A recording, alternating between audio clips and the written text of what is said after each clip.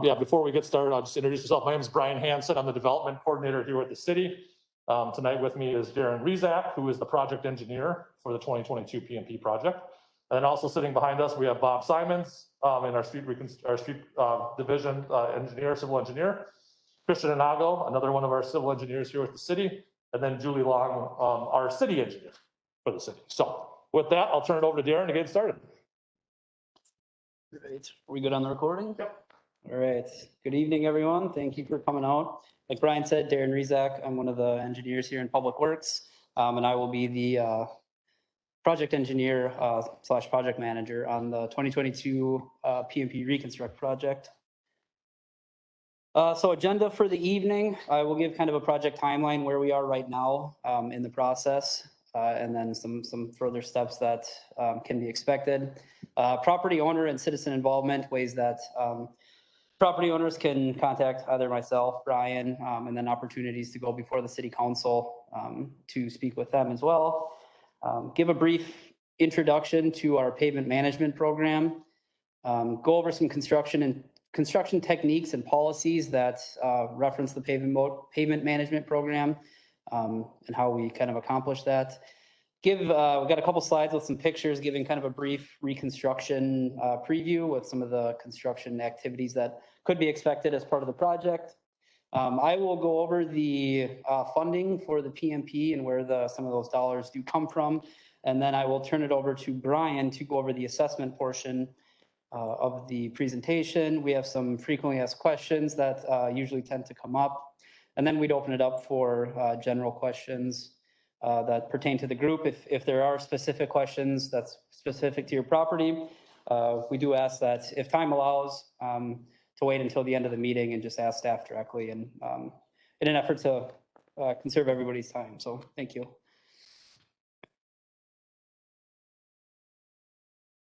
All right, so we are tonight at the PMP Informational Meeting.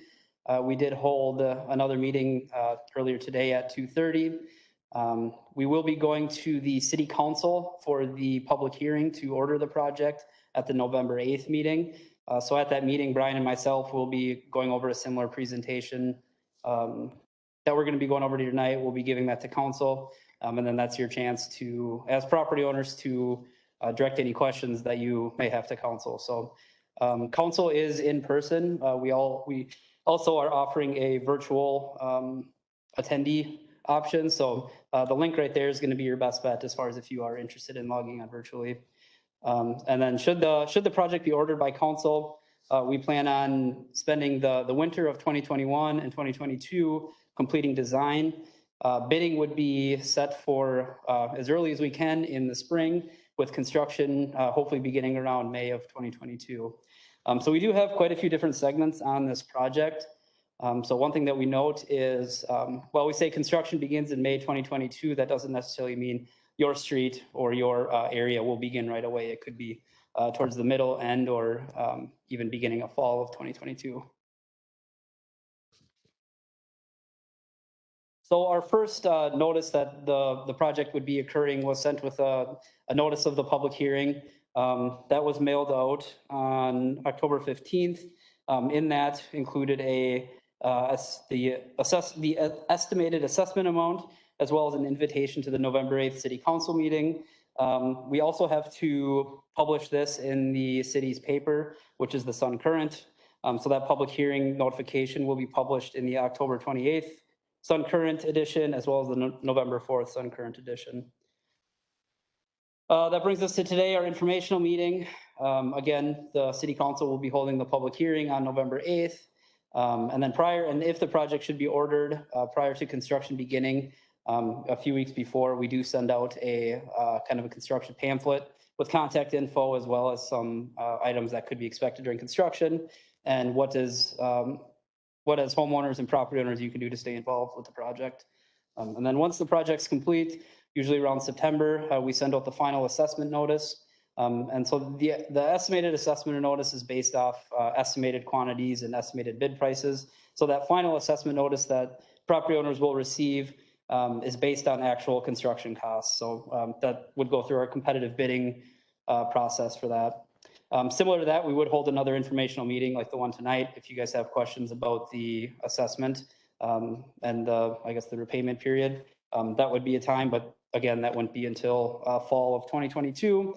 And then in order to adopt the assessment role, that would need to go before City Council for a public hearing, and that would be scheduled again for fall of 2022. So what is the Pavement Management Program, or PMP for short? It's essentially the city's maintenance plan for our streets. We use several different methods, which I'll go into later. Reconstruct, a mill and overlay, seal coat, and then the similar items with our trail maintenance and PMP. So what that does is it allows us to take the right action at the right time. So I'll go into our pavement condition index and how we rate streets and rank them and categorize them into different projects within Bloomington. So the pavement management program was started in 1991. So prior to that, the city did complete seal coats and minor pavement maintenance. But the reconstructs, in order for a reconstruct to happen, entire neighborhoods had to petition City Council to have their roads reconstructed. So there really wasn't a method for citywide for them to improve the infrastructure in the city. So in order to categorize those streets, what city maintenance folks do, so they go through every year and they inspect 1/3 of the streets. So we have trained staff members, and I don't know if you've seen them, but they are the ones that are on the segways with the reflective vests, and they drive through the city and they look for pavement distresses. So potholes, alligator cracking, things like that. And what they do is they take that information and they put it into a computer system, and that puts out a PCI, or pavement condition index. So how we score it is on a level 100 would be a brand new street, and a PCI of 0 would be a street that has no more usable life left. So from that information, we can rank streets, and if streets fall within a certain criteria, then that kind of organizes them into whether we do it as a reconstruct project, a mill and overlay, or a seal coat. And we use that information to prepare capital improvement plans. So what we do is we categorize that each of the different projects into about a 5-year forecast. So with the implementation of the PMP program, what we're able to do is we're able to maintain the city of Bloomington streets as a whole. So keeping the PCI average at something that's adequate, and then it keeps our problem streets under 10% of the total. So as I mentioned, we do have a couple different construction techniques that we do use. So the reconstruct is what the informational meeting is here tonight. So what that is removal and replacement of essentially all the asphalt pavement, all of the existing gravel base. And then if you are on a street that does not have curb and gutter, what we do is the city's policy now is to install concrete curb and gutter on all streets. So we hire this workout, we competitively bid this workout, and that is we hire a contractor to do the work with the city forces completing the construction administration of it. The overlay, essentially what an overlay is it's maintaining almost all of the existing asphalt pavement, and we just grind down about 1.5 to 2 inches, and we repave it new again. Again, this is hired by a contractor, with the city providing the construction administration of that. The seal coat. Seal coat is essentially spraying a bituminous adhesive down, and then after that, the small aggregate gets placed on the street, and then after that, it has a chance to adhere. That excess rock is swept off. This is done internally by the city's maintenance department. And then also with the PMP program, we've now included trail construction and maintenance. So removing and replacing any maintenance items is done by the city's maintenance department. And if there's new trail segments, or we are completely reconstructing a trail segment, that is hired by a contractor. So the two different, splits within the PMP program. So city maintenance, which is also out of this building. So their staff is responsible for the pavement evaluation, so the gathering of the PCI scores, and then putting that into our pavement management software, and then ultimately coming up with the scoring for us. They do internally, they do our seal coating as well as our trail maintenance, and then again, maintaining our PMP database. And then down on the engineering side, we are responsible for putting the plan design and specifications together, project coordination between different agencies or residents, holding public meetings like this. And then once construction kicks off, city staff and the engineering side is responsible for the construction inspection of monitoring the contractor. And then assessment to evaluation and the hearing coordination. So coordinating all the work with our Bloomington City Council and bringing the items before them for presentation. So I spoke before about the PCIs. So what you see, the figure on the left here is a pavement condition index, or would be the cycle of a road prior to the implementation of our PMP program. So what you'd have is you'd have a newly reconstructed road, and then without any type of intermittent maintenance, that PCI essentially goes to 0, and then you have to start the whole program over again. So under the PMP program, what we do is a street gets reconstructed. It's at our PCI of what we call 100. And then over time, using the different techniques, including seal coats and overlays, what we're able to do is extend the life cycle of the pavement. So it's the comparison that we like to make is an automobile, and that if you buy a car and you don't do any regular maintenance to it, the lifespan of that vehicle is going to be much shorter than if you were to buy a vehicle and do regular oil changes, coolant flushes, things like that. You see a lot more mileage out of that scenario. So reconstruction width. So if you are on a street segment that does not have existing curb and gutter, what the city's policy now would be to do a 32-foot face-to-face of the curb. And then from the inside of that, we would be putting in asphalt pavement. So if you're on a street without existing curb and gutter, sometimes they can vary quite widely. So we would be looking at narrowing that up. So 32 feet allows traffic to pass in both directions with parking on both sides as well. And staff may also vary that width. There are certain unique circumstances where we might vary from that 32-foot width down to something skinnier or wider than that as we would need to do so.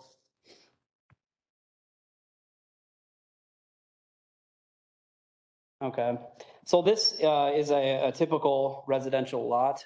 So questions that we do get asked quite a bit on the PMP projects are, I have a apron, I would like it widened as part of the project. So there are certain scenarios where that work can be done as part of the project, but that would be only on streets that do not have existing curb and gutter. So streets that do have existing curb and gutter, we try and maintain the existing curb and gutter as much as we can through there. But if there are questions about driveway approaches, things like that, I do have a card out there. I'm happy to answer them after the meeting. If property owners are interested in widening their driveway on the inside of their property line, that would be a responsibility of the property owner to do that and hire their own third-party contractor. We can certainly coordinate that work with them, with our work, but they would be required to do that. And there are separate permits for both the driveway and then the widening of the driveway approach too. So yeah, we facilitate the permits and engineering to do the driveway widening. So if you have questions on that, please contact me after the meeting, and I'm happy to put you in contact with those people. And property corners, our city surveyors are going through right now. So we must, as part of the project, identify property corners. So they will be probably doing some investigation within the right of way for that. And B&I, our building and inspection department, if certain items are triggered, they might also require a driveway permit if driveway widening on the private property side would be interested in some people, or some people would be interested in that. So the diagram you see, or the figure you see on the left here, is a decorative driveway. So the city of Bloomington has a couple different options for people if they do have decorative driveways. In streets that have no existing curb and gutter, it can be expected that in order to accommodate the installation of the curb and gutter, as well as grading back to install the driveway at a proper slope, that we would need to get into private driveways. So if you do have one of these, city staff is going to be going through and investigating as part of our design work. But it would be great and beneficial if you guys could reach out to me with that information. And I will go back, and something I will say regarding the driveway approaches. So the city's policy is if you're on a street that the driveway approach has to be removed and replaced, what our policy is we will replace it with like material. So if you have a concrete apron, what we'd put back is a concrete apron. If you have a bituminous apron, we'd put back a bituminous apron. So we do get questions about that, about swapping those out. But it is the policy that we replace it with what was there in the first place. Okay, we do live in Minnesota, so we do have frost heaves, and unfortunately quite a bit of them. So for our inspection purposes, during the spring, the city might not see some of these frost heaves or pavement distresses that are caused by our freeze-thaw cycle. So if you do know of any in your area, again, please reach out to me and I'd be happy to investigate that further. Private utility work. So as part of our PMP program, we do give CenterPoint Energy, who is the supplier for natural gas in the city of Bloomington, we do give them the option of coming in before we complete our project to upgrade their gas mains and services.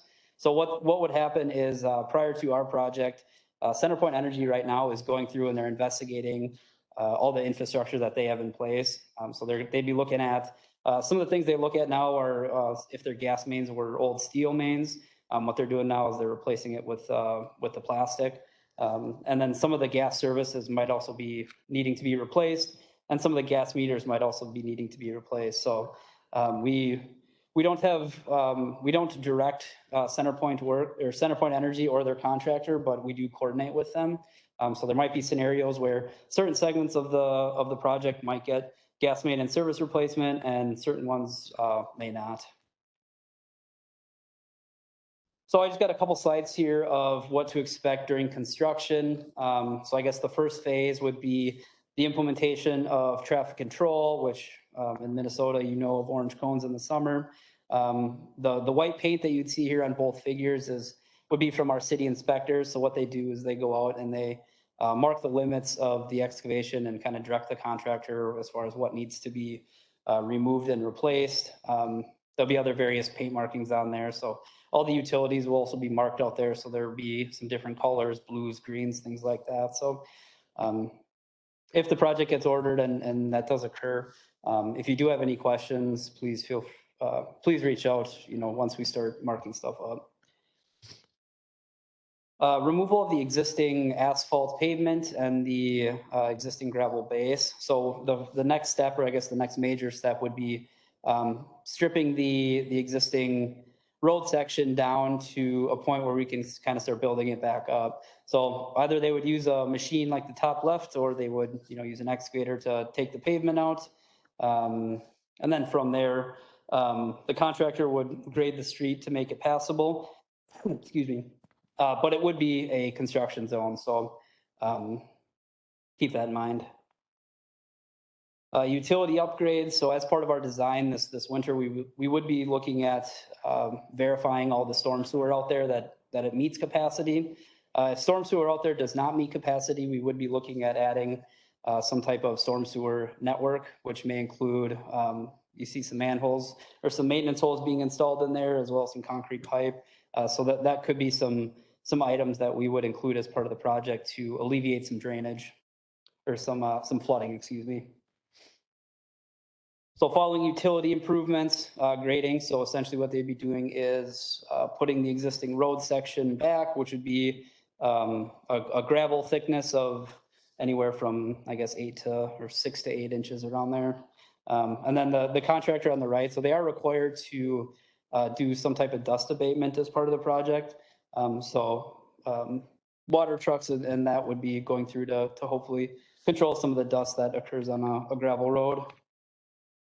So if you'd be on a street segment that does not have curb and gutter, the next step would be installation of the concrete curb and gutter. So it should be noted here that concrete does have an approximate 7-day cure time. So during the installation of the curb, there would be a time where residents would be restricted from entering their property. So what we'd ask is residents just park along the new curb and gutter for that 7-day period while they wait for the cure time. Typically, the city has 2 separate lifts of pavement. So following concrete curb and gutter, we would do our first layer of asphalt pavement.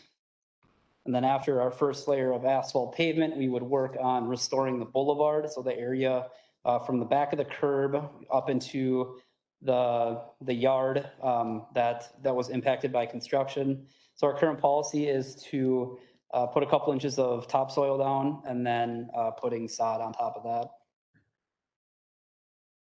And there you would see the final product after the last lift of asphalt is installed. Boulevards are restored. Our aprons are also installed. And the street looks magnificent. So our funding sources, so the PMP Reconstruct, so the project here tonight, and Brian will go into this a little bit more. So we do have a property tax levy, which is from the city as a whole, as well as the assessments from individual project or property owners.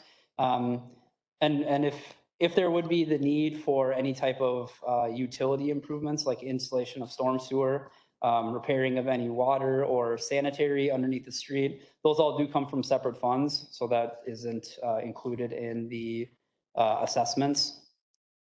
The overlay is funded by franchise fees, which is a fee that the city charges utility operators to be in the right of way. So that funds our overlay, as well as the same utility replacement funds, the stormwater, sanitary, and water. Seal coat, that is funded from our city's general fund, and then the same for our trail construction and maintenance is also funded by our franchise fees. So the PMP is using the best data we have at the time to group streets into projects that take the right action at the right time, whether it's a full street reconstruct, a mill and overlay, or a seal coat. And what that does is it reduces the cost for the city in general as a whole, and then it also reduces those assessment costs to everybody on the projects. All right, I will turn it over to Mr. Hansen for the assessment piece. Thank you, Darren. So I'm going to touch briefly, or not briefly, I'm going to touch a little bit on the calculated adjusted front footages and the assessments in general. Again, I'm sure there'll be some more questions of this after when we have the follow-up questions. So I'll do my best to kind of give a good overview at this point, but happy to take any questions again at the completion of the presentation. So calculating adjusted front footage. So adjusted front footage is the basis of which the assessments are calculated for each individual property. So the city's policy has been in place since 1962. And what adjusted front footage is it calculates all lots, regardless of their shape, as though they're a rectangular lot. So if you think about, if you just did straight frontage, the portion of any property that touched a public roadway would be considered the frontage, right? So if we had a typical rectangular lot, if you measured from one corner to the other along a street front, you would find that's your actual frontage or your actual frontage. What the adjusted front footage does is it equates all lots regardless of their shape as though they're a rectangular lot. So the example I like to use is if you had a pie-shaped lot and you had the wide end of the pie that was touching the street and then got narrower as you went away, and that lot was 1,000 square feet. If you had your neighbor had an identical lot, but the skinny part of the pie was touching the street, it got wider as it went back, but the area was the same 1,000 square feet. Using an adjusted front footage, both properties would have the same adjusted front footage. So that's the intent of having that adjusted front footage. So state statute 429 kind of lays out and defines what cities or municipalities must do and what rules they must follow if they want to levy special assessments for certain improvements against property owners. And one of the things that state statute 429 says is that any assessments must be calculated equally amongst all properties and parcels, and you must have a policy in place. So that means the city can't pick and choose how they assess individual properties. We need to have a policy in place, which we have since '62, and apply that policy equally amongst all parcels. Like, as I mentioned, the AFF doesn't necessarily equal the length of the property touching the street. And the total AFF is used to determine the assessment rate, which I'll get to in a second here. So for calculating the assessments, what we use for the estimated assessments is an engineer's estimate for the project cost. So as Darren mentioned, the project has not been ordered yet or gone out for bid. So again, state statute 429 requires cities that are looking to levy an assessment to provide property owners with an estimated assessment.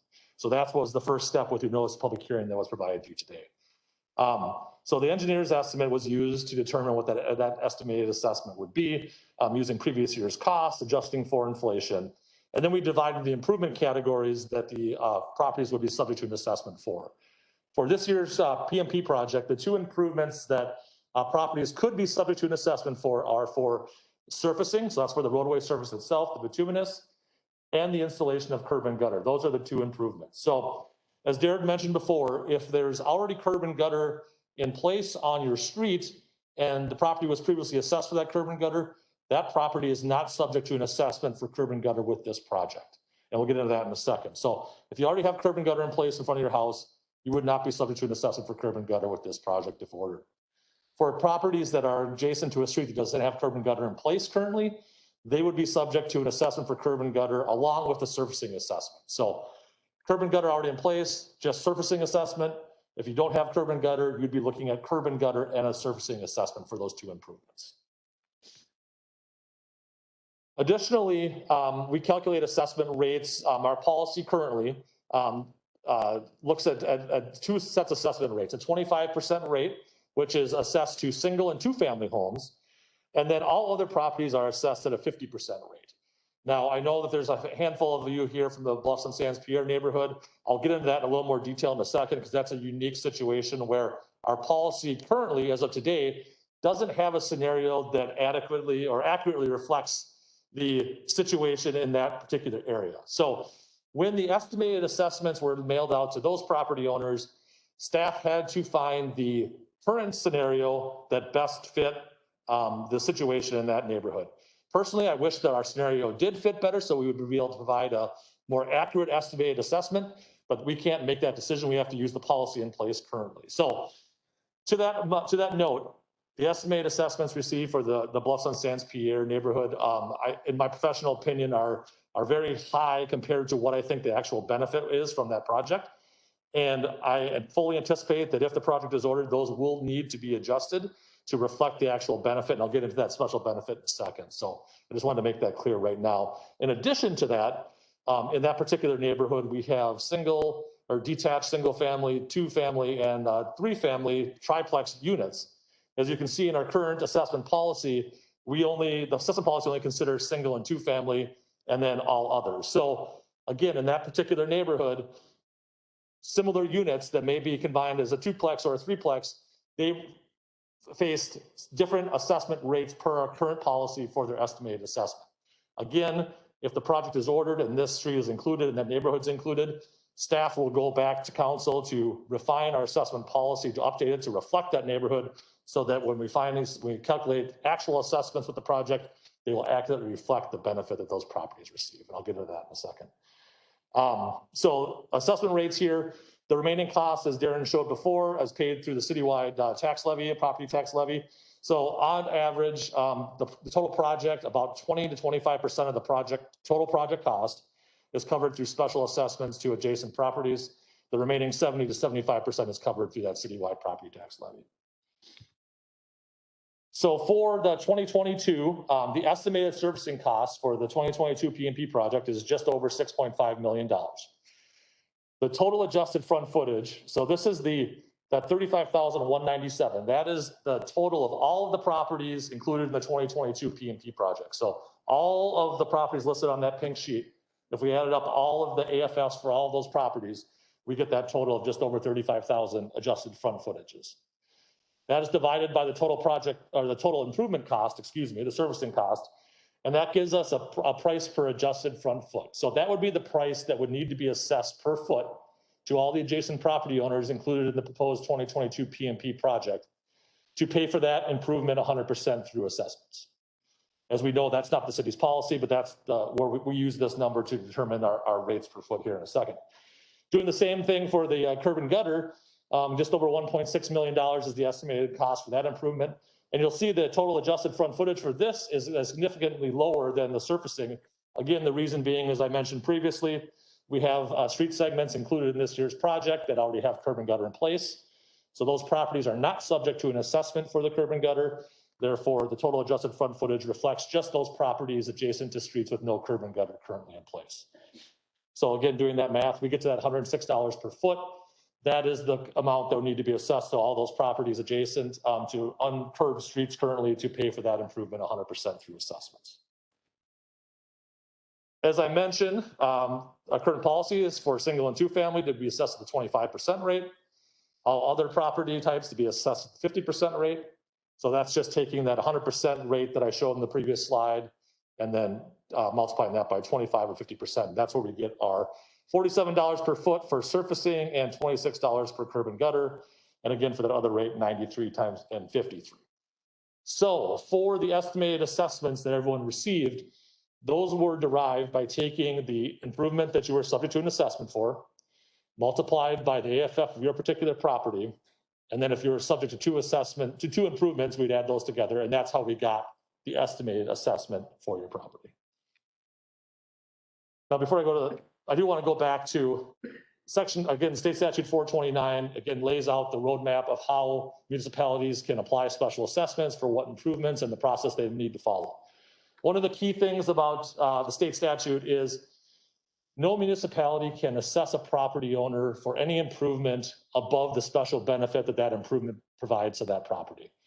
So what that means is, regardless of how our calculations, our policy tells us to calculate it, if that still exceeds the benefit that that property receives, we need to adjust that assessment down below that special benefit. That benefit is determined by the city hires an independent property evaluator, and they will go out and do an assessment of the city and the streets under reconstruction, and will provide us a report that will tell us the benefit to those properties that an average property would receive for this proposed project. So based on that, we'll compare to our calculated rates before a final assessment bill would be sent out to either confirm that, yes, the calculated assessment falls below that maximum benefit.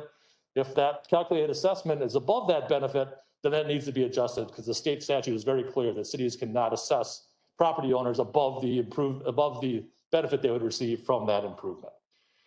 So for the purposes of specifically the Bluffs on Sans Pierre neighborhood, as again, in my professional opinion, based on previous year's assessment rates and what I've seen for similar circumstances, the methodology that we currently have in place to provide you with your estimated assessments is on the high side. And I fully expect, if the project is ordered, staff will be going back to council. We will need to revise our policy to contemplate a neighborhood such as that, so that when the estimate or the actual rates are calculated and provided to property owners, they are within that range of special benefit. Because if they're not, we will need to adjust them yet again. So as far as if you're looking at kind of the lifespan or the timeline of the assessment project, or the assessment from the very beginning to when the actual assessment goes before council for levying, from A to Z, we're at about step D right now. So there's a lot of more steps between here and when a final bill goes out. So I just want to make that very clear. I know they'll probably have questions later, which is totally fine. I just wanted to make that comment right now. Assessment payment options. So as Darren mentioned, the project will be going before the council on November 8th for consideration of ordering. If the project is ordered, it will go into design and then will be bid in the spring. And then based on the actual bid prices and construction prices, we will calculate rates for the improvements in August, and then send out assessment notices to property owners in September. They would actually have the final assessment amount on that. On that bill, it would have an itemized, it would show the improvement type, the rate, the AFF used, and then the total amount. So that would be sent out in early to mid-September of 2022 if the project's ordered. And then, as Darren mentioned, we'd go through a similar process. We'd hold an informational meeting such as this prior to going to City Council to answer any questions specific to the assessment policy or the assessment bill you would have received. We would then go to the City Council in early October and bring the assessment roll before them for consideration of approval and levying.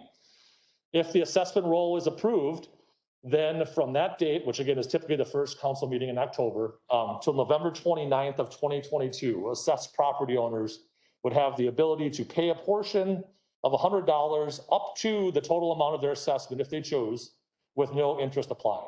So you could pay off the total assessment at that point and no further interest would be applied prior to November 29th.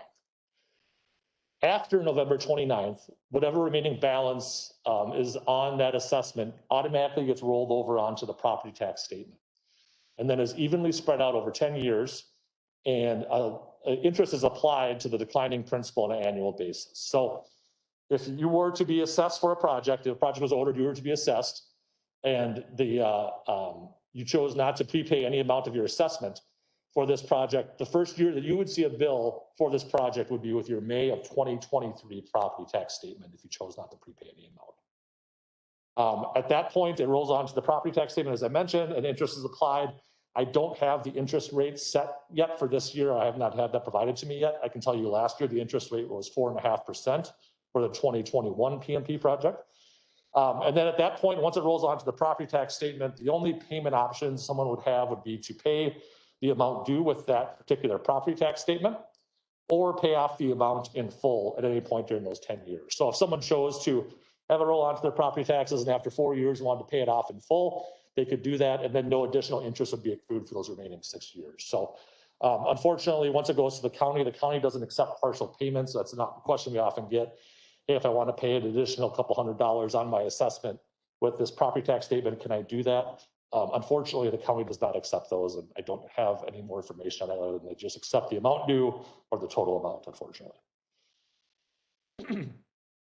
We do have a hardship deferral program here in the city.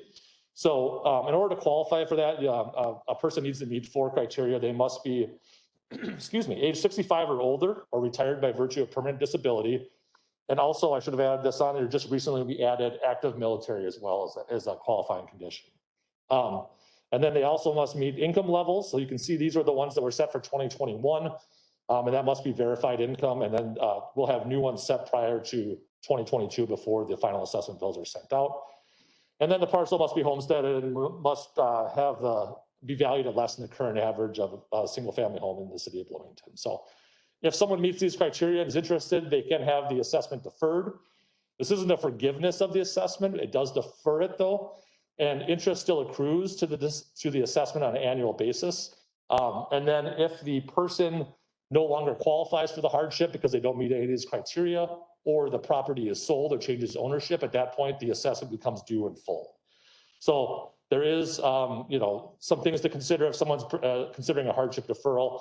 And if we get to that point next year and you're considering that and wants more information, we can help you, give you an idea of what the interest would look like if you wanted to see how that would accrue over X amount of years, to give you an idea of what that would be. So we're happy to do that.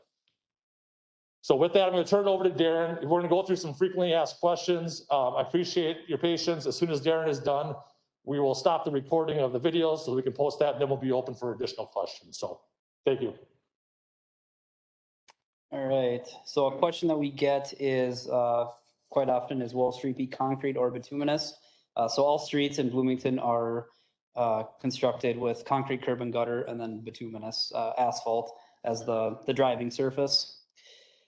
If you guys have seen or might see within the future city employees, usually in fluorescent safety vests walking around, wondering what they're doing. So we do have in-house survey crews. So what they're doing is, or what they could be doing, is just gathering some existing information. So they'll go around with their survey equipment, take some topography shots, and that helps us aid in the design of the street segments. If you guys do have any questions regarding to them, I would ask that you just reach out to me directly. Usually the ones out there probably don't have any specific information for the questions that you may ask. Stakes in the yard. So going back to our surveyors, so prior to construction, the surveyors they'll put control points in people's front yards, or close to more towards the corner of a yard. And what that does is they use that as their control point to shoot their survey information. And then during construction, we do use construction staking. So what they'll do is they will essentially put stakes outside of the proposed roadway, and that will direct the contractor to install something, whether it's curb and gutter or storm sewer, to aid them in building the road per our plan. Yeah, don't have curb and gutter in front of your house will be installed. That answer is yes.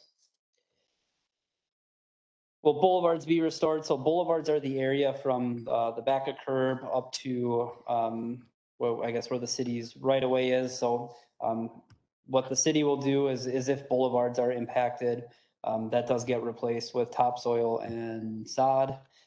As part of our contractor's warranty, they are required to maintain that sod for 30 days. So they would be out there with their own watering truck, making sure the sod gets its proper hydration. Will the mail or garbage service be affected? No, so we actually work with both post offices in Bloomington to inform them of our work. The city does have organized garbage collection, so we do actually have a staff member here in Public Works that helps facilitate that service. So what we do is we send them all of our information, and then if we know of items that may impact either the mail or garbage, we will coordinate with them. If we know mail is going to be impacted for the duration of the project, what we'll do is we will have the contractor set up a temporary mailbox bank for the duration of the project. And then mail would get delivered to that, which would be at a place that would be, kind of away from the construction activity. Sprinkler systems and invisible dog fences. So as part of our construction mailer, we would send you a notice a couple weeks before the project begins. What we'd ask you to do is mark out any known buried lines that you may have, whether that's irrigation systems, invisible dog fences, any low voltage lightings to yard lights. So if we were to get into where we impacted a sprinkler system or an invisible dog fence, we would repair that as part of the project. If I have a sewer problem, is now the time to get it checked out. So as part of the project, the city doesn't normally dig down to the level of where the sanitary sewer is at. And also in Bloomington, it is the city's policy that the property owner is responsible for their sanitary sewer lateral from the sanitary main, which usually runs down the middle of the street all the way up to their house connection. So if properties have known issues, whether it's like roots in the lateral, or they have some type of offset joints or broken pipes, now would be the time to coordinate that work with us. Once the new pavement gets installed, there are more restrictions as far as what we allow digging in our street. And if that work is coordinated with us, then there's potential cost savings. So if typically if a resident would have their sewer repaired now, they would be responsible for putting their entire 8 to 10 feet back and then repairing it with new asphalt pavement. What we could do now is hopefully save on some of those restoration costs, because we would be doing a lot of that with our project. So if that is a known issue, please contact me and we can help get you on the right path. So new CenterPoint gas services with the project. Will I get one too? So CenterPoint right now, before we send our projects out, they evaluate their existing infrastructure. So the option to replace or not replace gas services or mains or meters is independent from the city's work. And so what our coordination with them is we will work with them to get them into a site before we start the city's work. So again, it should be noted that CenterPoint and their contractor are third party to us. So we do oversee the work that they do, but ultimately they are a private party. So in regards to sometimes their yard restoration, things like that, should be coordinated with CenterPoint. Will boulevard trees be removed? So the city, the only reason the city project would remove a boulevard tree is if it currently impacting the street, or we think it could be a safety issue in the future. So as part of the project, if a tree is identified as needed to be removed, that will be done as part of the project. And the city would offer a replacement tree. So we have a couple different species of trees that we would put back at a spot where the property owner requests that. And replacement trees are provided on a one-to-one basis. So some of the trees that do require removal are rather large in nature, and the trees that we do offer replacement are, they have to be brought in on trucks. So they can be a little bit smaller too. Will I have access to my driveway during construction? We say almost always. So there will be certain construction activities that prohibit access. So if the city is doing pavement removals during the day, there may be construction equipment, dump trucks, things like that prohibit access in and out. Also with utility improvements, if we are installing storm sewer, they are digging a 4 to 5 foot wide trench that can be 5-6 feet deep. So access along the street would be prohibited. We would ask that during that time, residents just park on side streets and walk to their house. And then during concrete, as I mentioned before, so concrete does have a curing time. So if there would be extended period of time that you wouldn't be able to access your driveway, it would be during that concrete curing time. And if there are residents or property owners that do have accessibility issues, I would ask to let me know. There are certain things that we can do as far as during the concrete curing time that we can help speed that process up, and then also to make sure that we get them in and out of their driveway during the other business hours. And then how long will construction take? So like I said, we do intend, if the project is ordered, to begin this in May of 2022. We do have several different segments kind of all over Bloomington. For what we tell people that from right now, what we tell them is their street would be from like May to October, November. And then if the project gets ordered and we bid it and the bid gets accepted by council, we would have a better idea of how the contractor would like to go after the street segment. So, I guess what we say that once a street project begins, which could begin with a center point gas main and service replacement, it would be about 6 to 8 weeks from when they'd be in there to when that final lift of pavement would be installed. Are there any special precautions that I should take with regard to my children during construction? So we do know children do love watching heavy equipment and construction, but we do ask that adults are mindful that it is a very active work zone. There are very large pieces of equipment with limited visibility in some directions. So we do ask that please keep your distance. And then the same goes for traveling in vehicles in a construction zone. Please be mindful that not everybody in a piece of equipment sees you the same that you see them. So how do I know the status of construction? So the city maintains what we call our PMP website. So what we do in there is we send out a weekly update, or we post a weekly update to the city's website. Included in that is an e-subscribe option, which would be you input your email address, and then every week we would update that with the different construction activities broken out in the different areas. And Let's Talk Bloomington. So Let's Talk Bloomington is a new method of engagement from our communication folks across the street. So that would be another area to receive updates from the city on the status of construction. So in summary, due to the pavement condition of your street, it now has reached a point that another reconstruction project is needed. If you don't have curb and gutter on your street right now, it will be installed as part of the project. And the normal maintenance activities that you see as far as pothole patching, crack filling, things like that, it's no longer cost effective to perform that to keep the road usable. And then again, if this reconstruction is not done now, we do have our streets kind of programmed out for the next couple of years. So it may not be quite a few more years until a street would be up for a reconstruction again. So if you guys do have construction questions or design questions, I'm Darren Rezac, that's my contact info. And then if you do have any questions related to the assessment, those could go to Brian Hansen over here. So